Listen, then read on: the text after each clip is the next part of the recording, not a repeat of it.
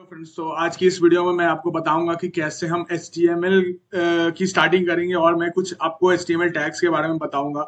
आपको basic definition भी दूंगा और उनको बनाकर दिखाऊंगा कि कैसे हम HTML के टैग्स को लिखते हैं। तो आज हमारे लिए इस कोर्स में मैं इस वीडियो में मैं आपको बताऊंगा कि कुछ टैग्स के बारे में, जो कि हमारा फर्स्ट टैग होगा HTML टैग, फिर हेड टैग हो गया, फिर बॉडी, टाइटल, HLI और टेबल। इन सारे टैग्स के बारे में आज मैं बताऊंगा और सिर्फ स्टार्टिंग में मैंने ये रखा है क्योंकि ये एक बेसिक टैग्स है जो मोस्टली आपके वेबसाइट में यूज होगा।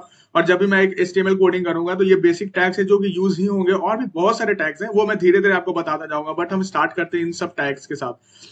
तो हम सबसे पहले वाले जो वीडियो है मेरी, उसमें आप जाकर देखोगे तो कैसे VS कोड ओपन करते हैं और VS कोड क्या होता है और हम क्यों VS कोड को यूज करते हैं, वो सब मैंने उसमें मेंशन कर रखा है। तो आप उस वीडियो में जाइए और देखिए कि हम क्यों VS कोड यूज करते हैं कोडिंग करने के लिए। तो आपको मैं यहाँ पे दिखाता हूँ कि ये VS कोड मैंने बना रखा है। अब इसमें मुझे एक न्यू फाइल बनाना है, तो मैं एक न्यू फाइल बनाऊंगा। सपोज मैं इसका नाम रखता हूँ test.html। मैंने वेबसाइट का टैग रख दिया। तो ये मैं वेबसाइट का यहाँ पे मैंने टैग बना दिया है। अब मैं क्या करूंगा, यहाँ पे पहला एक टैग बनाऊंगा। तो VS कोड में आपको मैंने बताया था कि डायरेक्टली जो बेसिक टैग्स होते हैं, रूट टैग्स, उसको बनाने के लिए हमें क्या लिखना होता है, HTML लिखेंगे। तो ये हमारे पास कुछ ऑप्शंस आ जाएंगे। तो आप ये HTML5 को क्लिक करोगे तो वो जो बेसिक हमारा टैग होता है वो बन के आ जाएगा हमारे पास। ये एक वन ऑफ द फंक्शनैलिटी है VS कोड की, जो हमें हेल्प करता है वाइल कोडिंग।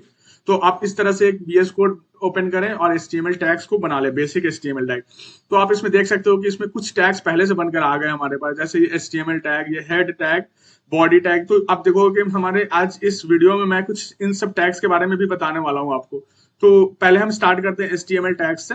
तो ये हमारा HTML टैग है। फर्स्ट टैग होता है जो कि डिफाइन करता है कि ये जो हम वेबसाइट बना रहे हैं ये HTML वर्जन में है।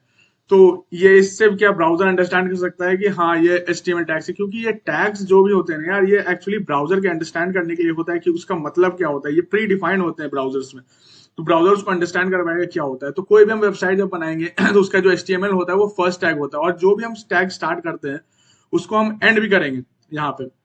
तो ये हमारा फर्स्ट टैग हो जाएगा। उसके बाद ये हमारा हेडर आता है। तो हेड क्या होता है ना, हेड के अंदर हम कुछ टैग्स को डिफाइन करते हैं। ये जैसे टाइटल हमारा हो गया, तो टाइटल में हम जो भी लिखेंगे ना, तो हमारा आप जो वेबसाइट से सपोज आप ओपन करके देख रहे हो, ये गीकी मोहित है या फिर जो ये टैग्स है, तो ये जो पार्ट मेंशन है ना, जैसे HTML LI टैग्स, अगर LI टैग्स के बारे में आप देखोगे तो ये HTML LI टैग्स हो गए।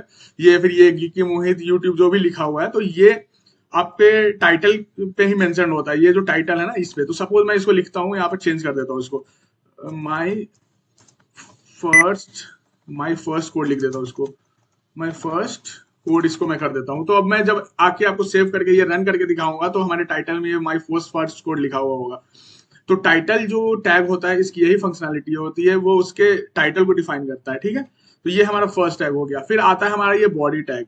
तो इस बॉडी टैग में क्या होता है, ये बॉडी टैग हमारा जो भी हम कोडिंग करते हैं या फिर जो भी विजुअल पार्ट होता है हमारा, यहाँ पे सपोज ये वेबसाइट ही है एक तरह का, तो इसमें आप जो भी विजुअल पार्ट होता है वो हम बॉडी के अंदर। सिमिलरली अब जैसे हमारा ये वेबसाइट है, तो सपोज मैं फर्स्ट टैग जो आपको बताने वाला हूँ आज, इनसाइड द बॉडी, वो H टैग है। H टैग्स में बहुत सारे टैग्स होते हैं। जैसे सपोज आप यहाँ पे, मैं इसको दिखाता हूँ आपको, आप यहाँ पे लिखोगे H, तो अब H में बहुत सारे टैग्स आ जाएंगे, H1, H2, H3। ये क्या होता है, उसके लेंथ और विड्थ को डिफाइन करते हैं। ये हेडर टैग्स होते हैं। तो अब सपोज मैं इसमें H1 लिखूंगा और सपोज मैं यहाँ पे लिखता हूँ टेस्ट। ठीक है, तो ये हो गया। अब इसको मैं ऐसे सेव कर लूंगा। अब हमें क्या करना है, हम जाके इसको देखेंगे ब्राउजर पे। तो रिवील इन फाइल ब्राउजर कर दें इधर। तो ये HTML टैग हमारा ओपन हो गया। अब इसको हम अगर क्लिक करके ऐसे ओपन करेंगे तो ये आप देखो, ये टेस्ट, इसका आप साइज देख लो। ये थोड़ा इसकी जो फॉन्ट वेट है वो कुछ ज्यादा है, मतलब नॉर्मल जो होता है हमारा वो नॉर्मल होता है, तो बट यहाँ पे ये कुछ ज्यादा है। देख सकते हो गाइस, यहाँ पे मैंने H1 को H2 में कन्वर्ट कर दिया है। अब H2 को जब मैं यहाँ पे चेंज करूंगा, कंट्रोल करके सेव किया मैंने और मैं यहाँ पे रिफ्रेश करूंगा, तो ये देखो आप साइज चेंज हो गया है।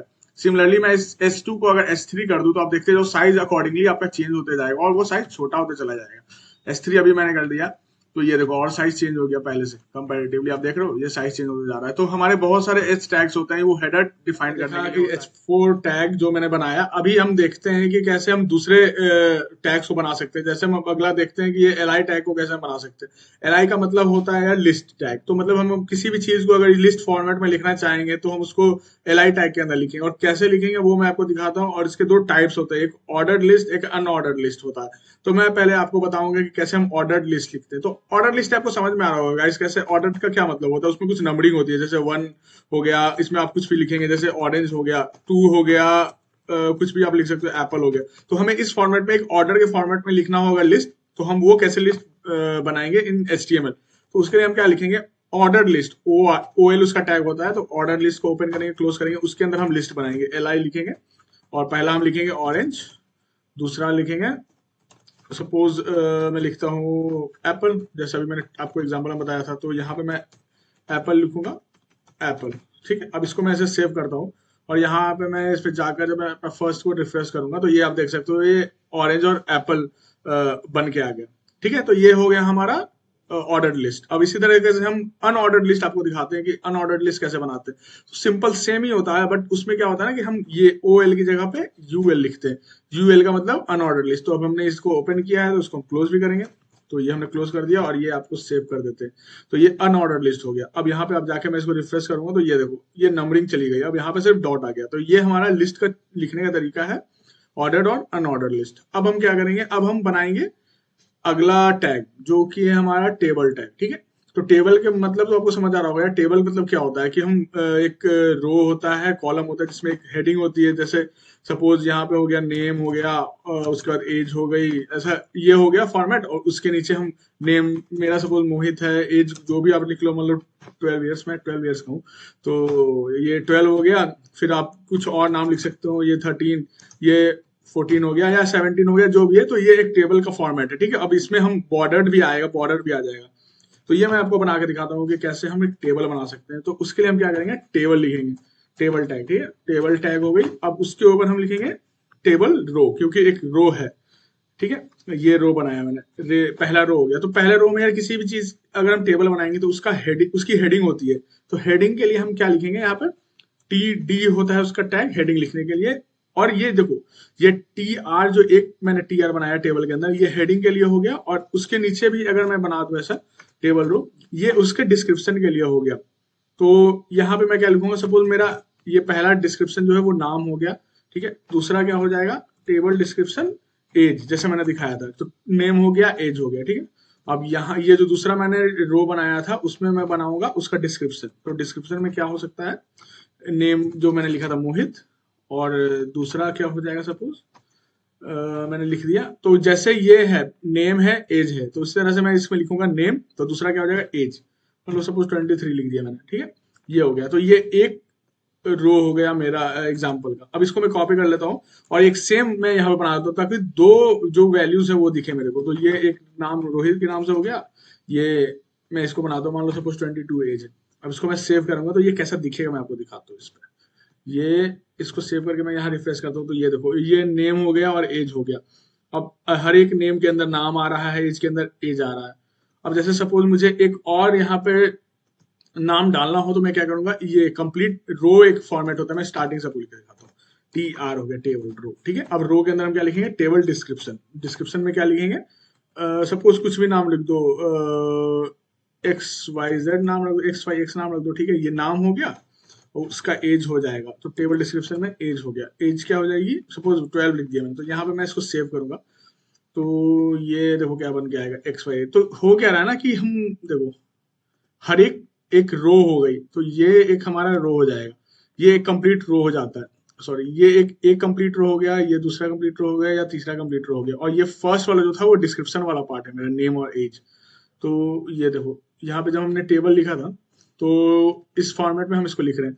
पहला जो हो गया वो उसका डिस्क्रिप्ट टाइटल हेडर हो गया। फिर उसके अंदर जितने बार मैं इसको रिपीट करूंगा, उतना नाम उसके अंदर ऐड होते चला जाएगा। आप देखो, ये देख रहे हो, रो के अंदर हर एक बार ऐड होते चले जाएगा। तो ये इस फॉर्मेट में हम एक टेबल बना सकते हैं, ठीक है। ये टेबल हो गया। अब इसको हम बॉर्डर दे सकते हैं, या फिर डिजाइनिंग दे सकते हैं, लाइक इसके बाहर एक बॉर्डर बना सकते हैं। तो वो CSS का पार्ट होता है। मैं आप आगे नहीं रखते हैं, फिर मैं अब आगे नेक्स्ट वीडियो बनाऊंगा, जिसमें और भी दूसरे जो इंपॉर्टेंट टैग्स है उसके बारे में आपको सिखाऊंगा। तो मेरे साथ बने रहिए, लाइक शेयर और सब्सक्राइब करें। और जो भी कोडिंग सीखना चाहता है, उसके साथ आप शेयर जरूर करें, सो दैट वो भी यार सीख सके और आगे कुछ कर सके और अपने करियर को बना सके इस फील्ड में। तो चलिए, thank you, thanks for today.